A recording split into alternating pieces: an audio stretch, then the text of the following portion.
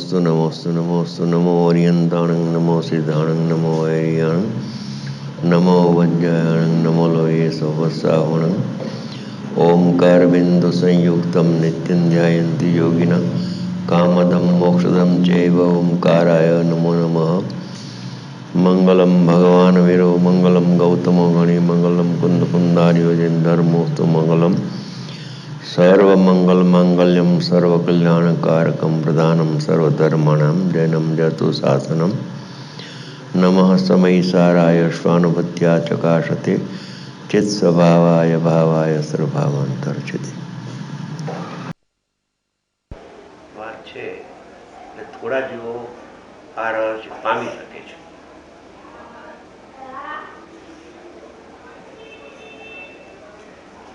અપેક્ષા સમજે તો પામી જાય.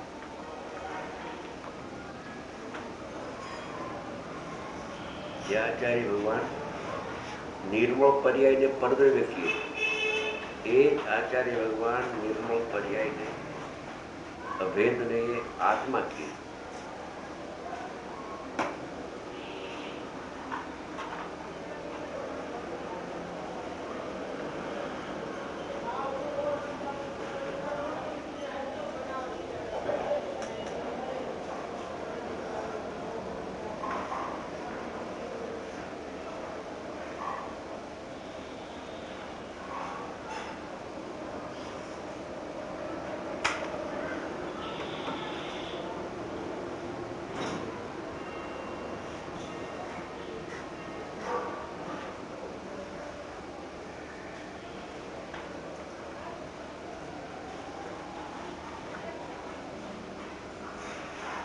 આગળ બેસો બધા.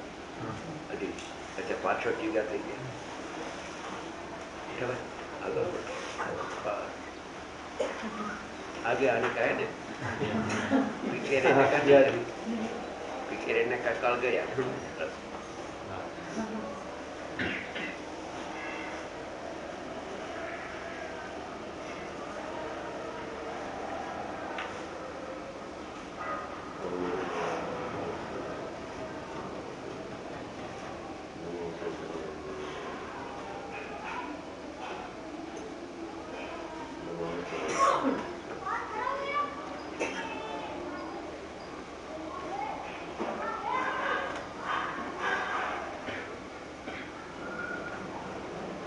સમયસર ભાવ ટીકા કરતા કર્મધિકારના છેલ્લા કળશો છે.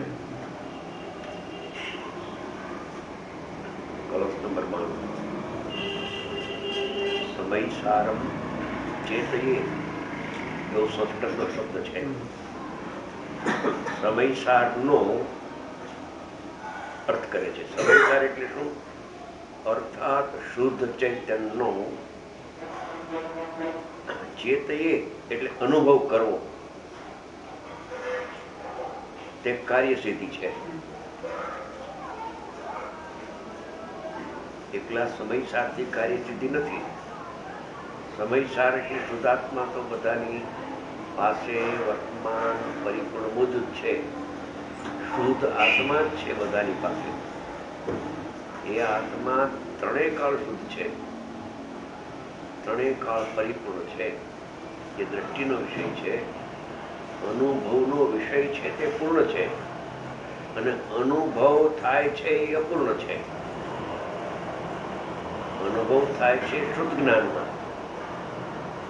એ શુદ્ધ જ્ઞાનના પરિણામ હજી અપૂર્ણ છે, પણ અપૂર્ણ શુદ્ધ જ્ઞાનમાં પણ પૂર્ણ શુદ્ધ આત્મા જણાઈ જાય છે.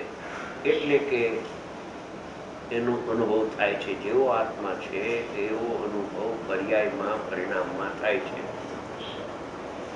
ખરેખર તો આત્માનો અનુભવ આત્માથી થાય છે અને આત્મામાં જ થાય છે.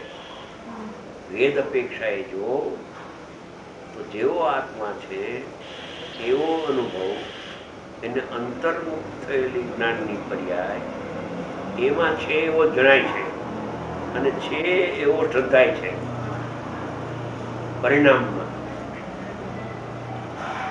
વેદ અપેક્ષા એ પરિણામમાં જણાય છે. અવેદ અપેક્ષા એ આત્માથી જ આત્મા જણાય છે.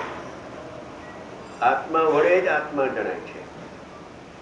પછી એટલો ભેદ નીકળે ત્યારે એને એટલો વ્યવહાર પણ છૂટીને અનુભવ થાય છે સાક્ષાત.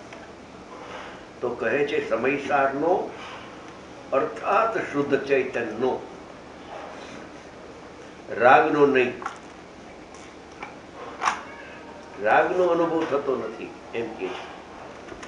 રાગનો અનુભવ તો સંસાર છે, એ તો બંધમાર્ગ છે, મિથ્યાત્વ છે. જ્યારે આત્માને આત્માનો અનુભવ થાય છે, સમ્યક દર્શન જ્ઞાનને ચારિત્રના નિર્મળ નિર્વિકારી વિતરાગી પરિણામ પ્રગટ થાય છે, ત્યારે એનો જે વિષય છે પરિણામ પ્રગટ થાય છે, નવા પરિણામ પ્રગટ થાય છે. અનુભવ એટલે પરિણામ. અનુભવ થાય છે પરિણામમાં, પણ અનુભવનો વિષય છે શુદ્ધાત્મા. શુદ્ધ આત્માને આશરે શુદ્ધનો અનુભવ થાય છે. શુદ્ધ ચૈતન્યનો અનુભવ કરવો એનો અર્થ અનંતકાળથી આત્માએ રાગનો અનુભવ કર્યો છે, પણ એને શુદ્ધ આત્માનો અનુભવ કર્યો નથી. શુદ્ધ આત્માનો અનુભવ કરવાથી ધર્મની શરૂઆત થાય છે. તો શુદ્ધ ચૈતન્યનો એ ત્રિકાળી દ્રવ્ય છે. શુદ્ધ ચૈતન્ય દ્રવ્ય સામાન્ય છે, અનુભવ છે એ એનું વિશેષ છે. અનુભવ છે, અનુભૂતિ છે, સંવેદન જ્ઞાન પર્યાય પ્રગટ થાય છે, એ આત્માના લક્ષ્ય આત્માના પરિણામ છે. શુદ્ધ ચૈતન્યનો અનુભવ એટલે એને અનુસરીને ભવવું થવું પરિણમવું. એવી જે ક્રિયા એનાથી કાર્યની સિદ્ધિ છે, એનાથી મોક્ષ માર્ગ પ્રગટ થાય છે અને એનાથી જ મોક્ષ થઈ જાય છે. કાર્ય સિદ્ધિ છે અને સાધ્ય સિદ્ધિ છે. પહેલા સમ્યક દર્શન થાય છે ત્યારે કાર્ય સિદ્ધિ થઈ, કૃત્ય કૃત્ય, અને એ જ પ્રકારે વિશેષ અનુભવ કરતા સાધ્ય મોક્ષની પ્રાપ્તિ સિદ્ધિ થાય છે. પહેલેથી છેલ્લે સુધી એક જ ક્રિયા છે. પહેલા સમયે આત્માનો અનુભવ, બીજા સમયે આત્માનો અનુભવ, એમ કરતા કરતા કરતા કરતા સાદી અનંતકાળ. સાદી શું કામ કહ્યું? શરૂઆત થઈ.